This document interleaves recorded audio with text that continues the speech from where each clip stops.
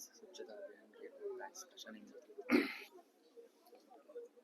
राष्ट्रनायक छत्रपती शिवाजी महाराजांच्या जयंतीच्या एक दिवस अगोदर पंढरपूर शहरातल्या पवित्र चंद्रभागेची स्वच्छता करावी अशा पद्धतीचे एक विचार भारतीय जनता पक्षाच्या तरुण कार्यकर्त्यांच्या मनामध्ये होता.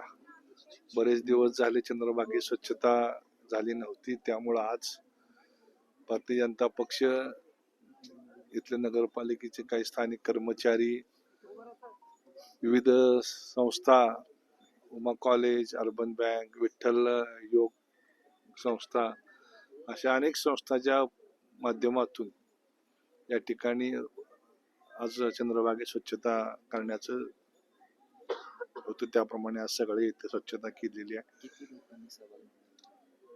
अंदाजे बघितलं तर एक 500 ते 700 लोक या स्वच्छतेच्या कार्यक्रमामध्ये उपस्थित असावेत.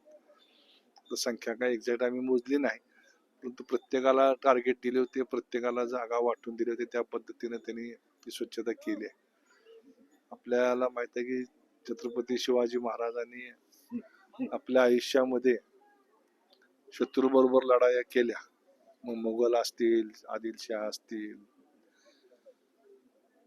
पण आजचे संदर्भ सगळे लढाईचे बदललेले आहेत. छत्रपतींनी आपल्याला जो वारसा दिलाय त्यामध्ये आज शत्रूबरोबर लढाईपेक्षा आपल्या समाजामध्ये जी काही अस्वच्छता आहे, आरोग्याचे प्रश्न गंभीर आहेत, पिण्याच्या पाण्याचे प्रश्न गंभीर आहेत, स्वच्छतेचे आहेत, ते सगळे प्रश्न आहेत ते आपले शत्रूच आहेत एक प्रकारे समाजाचे. त्यातनंच मग नवीन रोगराई उद्भवते आहे, आजार येत आहेत. त्याच्या विरुद्ध समाज म्हणून आपण लढलं पाहिजे. शासन त्यांच्या स्तरावरती काम करते, पण शासनाला मर्यादा आहेत. आज चंद्रभागा पवित्र तीर्थ म्हणून आम्ही त्याचं वर्णन करतो, पण या चंद्रभागेचं रूपांतर वाळवंट म्हणजे वाळूच्या ऐवजी मातीचं ग्राउंड जर आपण बघितलं अशा पद्धतीनं होतंय. मग त्याला वाळूची चोरी हा एक रोग मोठा जडलेला आहे. मग पंढरपूरमध्ये लाखो भाविक येतात, त्याचबरोबर अनेक श्रद्धाळू आहेत या ठिकाणी. मग आपला जो एखादा घरातला कुटुंबातला कोणी मयत झाला त्याची विधी करायकरता 10वा 12वा 13वा असे येतात. त्यामुळे इथं अस्वच्छता खूप होती आणि मग हे सतत चालणारी प्रक्रिया आहे. तेव्हा सामाजिक संघटनांनी या ठिकाणी येऊन पुढं व्हावं. त्याचबरोबर राजकीय पक्ष रोजच बाकीचे अभिनिवेश दाखवत असतात, पण त्यापेक्षा ही जी मूलभूत प्रश्न आहेत त्या प्रश्नावरती आज लढलं पाहिजे.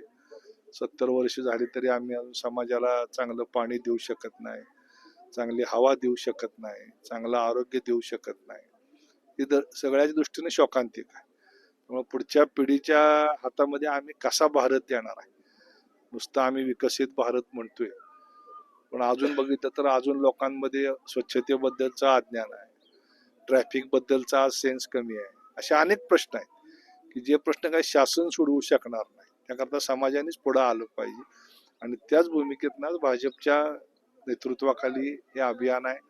माझी अपेक्षा आहे की सगळ्यांनीच, सर्व पक्ष, सगळ्या सामाजिक संघटना यांनी ह्या पद्धतीचं काम जर कायम चालू ठेवलं तर निश्चितपणे लोकांमध्ये सुद्धा बदल घडेल. आम्ही आज बघत होतो की आम्ही जेव्हा झाडत होतो, लोटत स्वच्छ करत होतो, तेव्हा काही वारकरी मंडळी इथं आंघोळीला आलेली, ती पण आमच्या बरोबर हातभार लावून ती घाण गोळा करून टाकत होती. म्हणजे जेव्हा आपण 2 पावलं पुढे जाऊ तेव्हा समाज सुद्धा आपल्या बरोबर येईल. आणि हीच भूमिका आदरणीय नरेंद्र मोदी साहेबांनी गेल्या 10 वर्षात समाजावर बिंबवण्याचं काम केलंय. आपण हे बघितले की त्यांनी सुद्धा झाडू हातात घेऊन स्वच्छ भारतचं या ठिकाणी काम सुरू केलं आणि त्यालाच अभिप्रेत असं काम पक्षाच्या वतीने या ठिकाणी केलं जातंय. कार्यकर्त्यांना, सगळ्या सामाजिक संघटनांना या निमित्तानं मी आपल्या माध्यमातून त्यांना धन्यवाद देतो.